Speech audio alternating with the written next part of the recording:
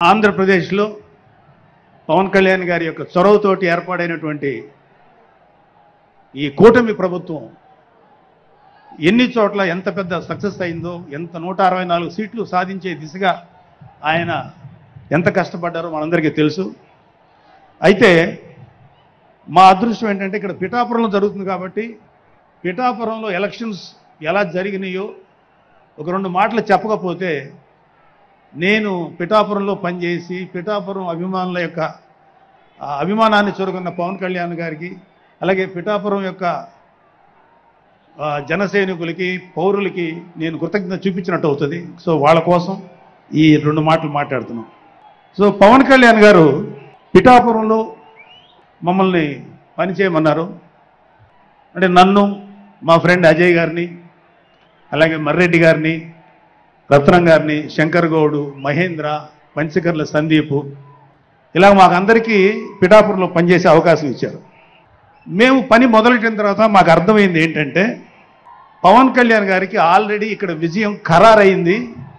మనం ఓన్లీ పని చేస్తున్నట్టుగా ఉండడమే తప్ప మనం కొత్తగా చేయాల్సిన పని ఏమీ లేదు అని చెప్పి నాకు అర్థమైంది. నాకే కాదు మా అందరికీ అర్థమైంది.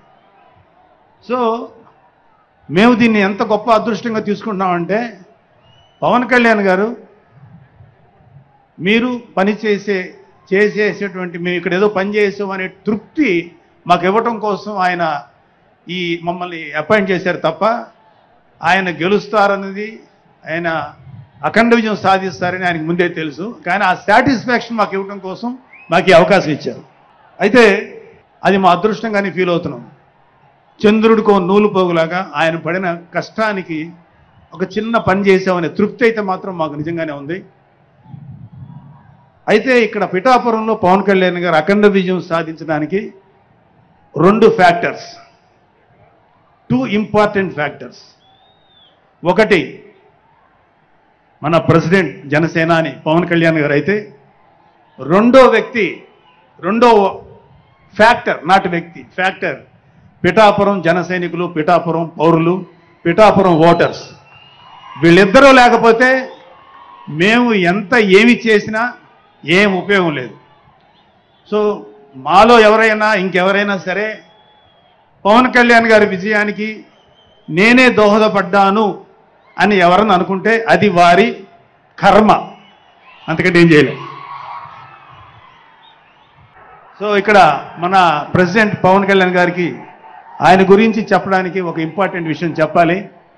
అది ఏంటంటే, మొన్న ఈ మధ్యన మా అమ్మగారితో మాట్లాడుతున్నప్పుడు మా కళ్యాణ్ బాబు గురించి ఒక మాట వచ్చింది. యాక్చువల్గా ఇక్కడ నేను ఒక అన్నగా మాట్లాడకూడదు, కానీ నేను ఒక పార్టీ జనరల్ సెక్రటరీగా మాట్లాడాల్సి వచ్చినా కూడా ఒక అన్నగా ఈ ఒక్క విషయం నేను చొరవ తీసుకుని మాట్లాడాలి.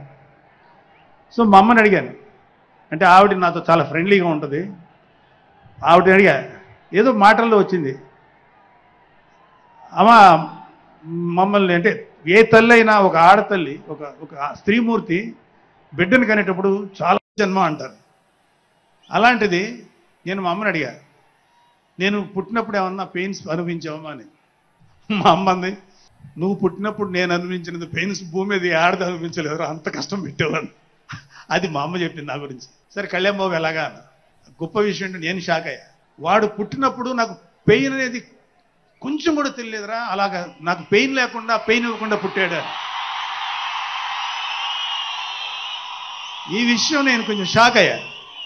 అదేంటమ్మా కనీసం పెయిన్స్ ఉంటాయి కదా, ఏమోరా నాకు ఏమాత్రం పెయిన్ తెలియకుండా పుట్టాడని.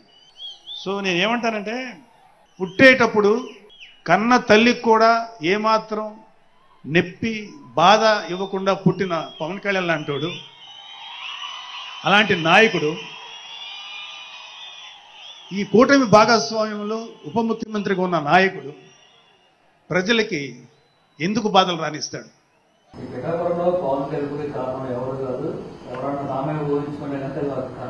అదేనండి చంద్రబాబు టైపే.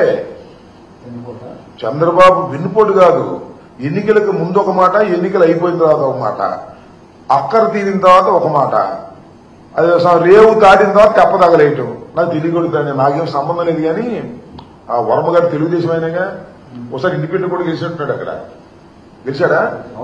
ఎప్పుడో గెలిచాడు ఒకసారి. అయ్యా నాకు తెలియగలుగుతానండి పవన్ కళ్యాణ్ గారు. ఏమంటే నాగబాబు గారు మిమ్మల్ని కూడా అడుగుతున్నా. నేను అప్పుడు చూసా ఎలక్షన్ అప్పుడు బిజీగా మొన్న కూడా చూసా. పవన్ కళ్యాణ్ గారు ఆయన చేతులు చేసి నన్ను గెలిపించే బాధ్యత నీదే అన్నారా లేదా? ఇవాళేమో వాడెవడు వీడెవడు మేమే గెలిచాం. ఏందా విర్రవేగటం నాకు అర్థం కాల. అప్పుడేమో ఆయన సీట్లు త్యాగం చేసినందుకు నువ్వే మమ్మల్ని గెలిపించాలని ఎన్నికలకు ముందు నాటకం ఆడారు. ఎన్నికలు అయిపోయింది, వర్మ నీ కర్మ పోవాయా ఏందా అనేటువంటి మాటలు మాట్లాడుతున్నారే. ఇదే కదా రేవు దాటిన తర్వాత తెప్ప తగలేటువంటి. కొద్ది గౌరవించడాయా బాబు. వర్మ మీకే చేశాడు కదా, మాకేం చేయలేదుగా. వర్మను కనీసం గౌరవించండి. ఇవ్వకపోతే ఇవ్వపోయారు. మిమ్మల్ని కాదని చంద్రబాబు ఏమి వర్మకు పదవిస్తాడని నేను అనుకోవడంలా.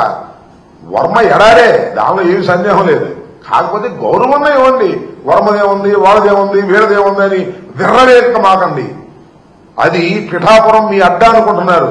పిఠాపురంలో మొదటిసారి గెలిచారు, గుర్తుపెట్టుకోండి.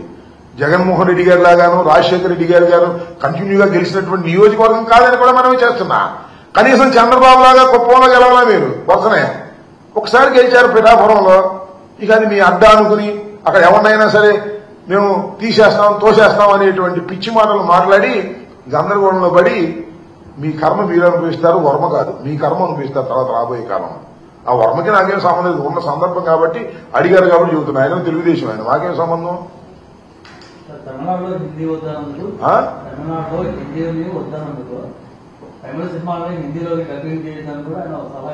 అదే ఇప్పుడు నేను చెప్పే కదా, ఒకప్పుడేమో ఉత్తరాది అహంకారం అన్నాడు. ఇవాళ ఉత్తరాది అహంకారానికి తల వంచి దక్షిణాది రక్షకుడుగా తయారయ్యాడు. ఈ దక్షిణాది మొత్తాన్ని అసలు పిఠాపురంలో జరిగింది. మీరు దక్షిణాది మీటింగ్ అని చెబుతాడు ఆయన. ఒక విధంగా చూశారుగా మీరు. ఎన్ని భాషలు మాట్లాడాడు. కన్నడం నాకు వచ్చన్నాడు, తమిళం నాకు వచ్చన్నాడు, మహారాష్ట్ర గురించి మాట్లాడాడు, గద్దర్ గురించి మాట్లాడాడు, తెలంగాణ గురించి మాట్లాడాడు, ఆంధ్రప్రదేశ్ గురించి మాట్లాడాడు. మొత్తం పెద్ద కక్షి వేసి పారేశాడు దక్షిణాది మొత్తానికి. ఉత్తరాది అహంకారానికి దక్షిణాది చేశాడు. ఏంది ఊసర వెళ్లి పనులు. ఒకప్పుడేమో దక్షిణాది వాళ్ళని ఉత్తరాది వాళ్ళు తొక్కేస్తున్నారని ఘీంకరించావు, ఇవాళేమో సాష్టాంగపడి చెబుతున్నావు. ఇదే నీ దగ్గర ఉన్న అవకాశవాద రాజకీయాలు అంటే ఇవేననే విషయాన్ని దయచేసి గుర్తుపెట్టుకొని పవన్ కళ్యాణ్ గారిని చెప్పదలుచుకున్నాను.